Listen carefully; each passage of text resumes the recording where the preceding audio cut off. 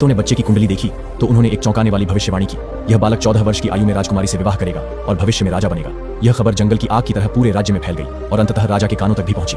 राजा को यह सुनकर गहरा आघात लगा। उसे यह स्वीकार नहीं था कि कोई गरीब और अज्ञात लड़का उसकी पुत्री का पति बने और उसके राज्य पर शासन करे। उसकी आंखों में जलन और ईर्ष्या उमड़ पड़ी। वह हर हाल में इस भविष्यवाणी को गलत साबित करना चाहता था। राजा ने तुरंत सैनिकों को भेजा और नवजात शिशु को उसकी मां से छीन लिया, लेकिन वह सीधे बच्चे को मारने का आदेश नहीं दे सकता था क्योंकि यह उसकी प्रतिष्ठा के खिलाफ था। उसने एक चाल चली, बच्चे को एक लकड़ी के संदूक में बंद करवाकर नदी में बहा दिया। उसका मानना था कि बच्चा या तो नदी में डूब जाएगा या किसी हिंसक जीव का शिकार बन जाएगा। राजा द्वारा नदी में बहाया गया संदूक बहता हुआ दूर एक गांव की ओर चला गया। संयोग से वह एक पंचक्की में जाकर अटक गया। उस पंचक्की का मालिक एक दयालु वृद्ध व्यक्ति था जिसका कोई संतान नहीं था। जब उसने संदूक खोला तो अंदर एक मासूम नवजात शिशु को देखकर वह दंग रह गया। बच्चे की नाजुक मुस्कान ने उसके हृदय को पिघला दिया और उसने उसे अपनी संतान के रूप में पालने का निश्चय किया। वृद्ध व्यक्ति ने बच्चे का नाम वीर रखा और उसे बड़े प्यार से पाला। वीर बचपन से ही बुद्धिमान और साहसी था। वह न केवल शारीरिक रूप से बलवान था बल्कि उसे शास्त्रों और रणनीतियों का भी अच्छा ज्ञान था। समय के साथ वह एक सुंदर, विनम्र और चतुर युवक बन गया। गांव में सभी उसे पसंद करते थे, लेकिन वीर को हमेशा यह जिज्ञासा बनी रहती थी कि वह वास्तव में कौन है और उसके माता पिता कौन थे।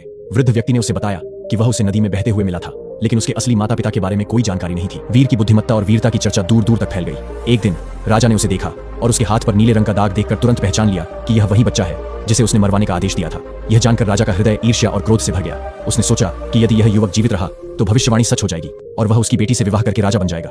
राजा ने चालाकी से वीर को अपने पास बुलाया और कहा, तुम बहुत प्रतिभाशाली और साहसी हो, मुझे तुम पर विश्वास है, इसलिए मैं तुम्हें एक विशेष संदेश लेकर रानी के पास भेज रहा हूँ। राजा ने पत्र में लिखा, इस पत्र को पढ़ते ही इसे लाने वाले युवक को तुरंत मृत्युदंड दे दिया जाए।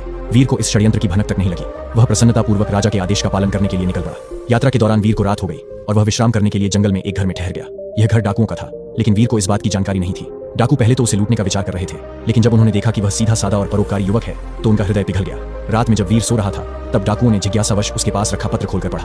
राजा की क्रूर योजना जानकर वे अत्यंत क्रोधित हुए। उनमें से एक चतुर डाकू ने योजना बनाई और पत्र को बदल दिया। अब उसमें लिखा था, इस युवक का स्वागत किया जाए और तुरंत राजकुमारी के साथ उसका विवाह कर दिया जाए। अगले दिन वीर राजमहल पहुंचा और पत्र रानी को सौंप दिया। रानी ने जैसे ही पत्र पढ़ा वह प्रसन्न हो गई। उसे लगा कि राजा ने खुद इस युवक को अपने दामाद के रूप में स्वीकार कर लिया है। तुरंत राजमहल में विवाह की तैयारियां शुरू कर दी गई। जल्द ही राजकुमारी का विवाह वीर से हो गया। जब राजा महल लौटकर आया और उसने देखा कि उसकी बेटी का विवाह उसी युवक से हो चुका है जिसे वह मारना चाहता था, तो उसका गुस्सा 7वें आसमान पर पहुंच गया। वह सोचने लगा कि सीधे तौर पर उसे मारना अब संभव नहीं, वह अब राजकुमारी का पति था। राजा ने सोचा कि इसे असंभव कार्य पर भेजकर मरवा दिया जाए। राजा ने युवक को दरबार में बुलाया और कहा, यदि तुम सच में मेरे योग्य दामाद बनना चाहते हो तो तुम्हें मेरी एक परीक्षा देनी होगी। युवक ने निडर होकर कहा, मुझे बताइए, मुझे क्या करना होगा? राजा ने मुस्कुराते हुए कहा, तुम्हें शैतान के सिर से 3 सोने के बाल लाने होंगे। यदि तुम यह कार्य सफलतापूर्वक कर पाते हो तो मैं तुम्हें अपना उत्तराधिकारी मान लूंगा, लेकिन यदि तुम असफल हुए तो तुम्हें मौत मिलेगी। यह सुनकर दरबार में सन्नाटा छा गया।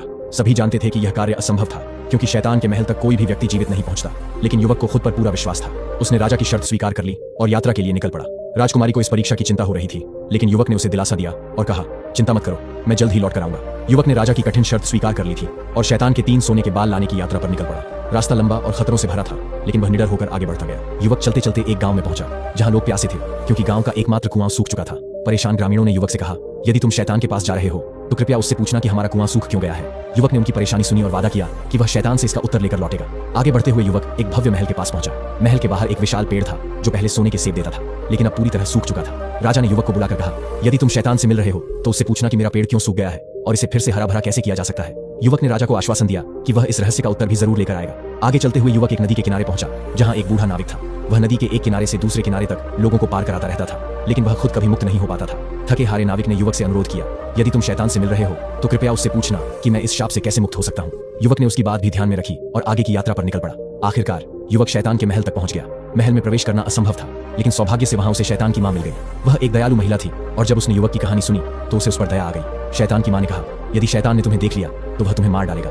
मैं तुम्हारी मदद कर सकती हूँ, लेकिन तुम्हें चुपचाप रहना होगा। युवक ने सहमति में सिर हिलाया।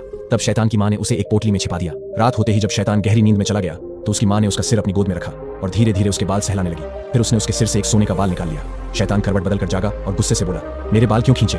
उसकी मां ने मुस्कुराकर कहा, बस ऐसे ही, लेकिन मुझे एक सवाल का जवाब चाहिए।